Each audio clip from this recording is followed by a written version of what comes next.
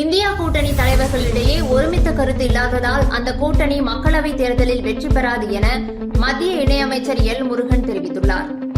ஜிப்மர் மருத்துவமனை அருகே கஞ்சா விற்பனையில் ஈடுபட்ட வாலிபரை கோரிமேடு போலீசார் கைது செய்தனர். வில்லியனூர் அருள்மிகு கோகிலாம்பிகை உடனுரை திருக்காமேஸ்வரர் திருக்கோவிலில் புதிய வாகனங்களான சூரிய பிரபை, பூத வாகனம், யானை வாகனம், தேர் உள்ளிட்ட வாகனங்களின் வீதியுலா நடைபெற்றது. புதுச்சேரி அபிஷேகப்பாக்கம் அருகே ஹாலோ பிளாக் பல் தயாரிக்கும் நிறுவனத்தில் பணிபுரியும் ஊழியர் பணியின் போது மின்சாரம் தாக்கி உயிரிழந்த சம்பவம் குறித்து போலீசார் விசாரணை மேற்கொண்டு வருகின்றனர். புதுச்சேரி உருளையன்பேட்டை பகுதியில் இரவு நேரத்தில் மாஸ்க் அணிந்த மர்ம நபர் புதிய மோட்டார் சைக்கிளை திருடி செல்லும் சிசிடிவி காட்சிகள் வெளியாகி பரபரப்பை ஏற்படுத்தியுள்ளது.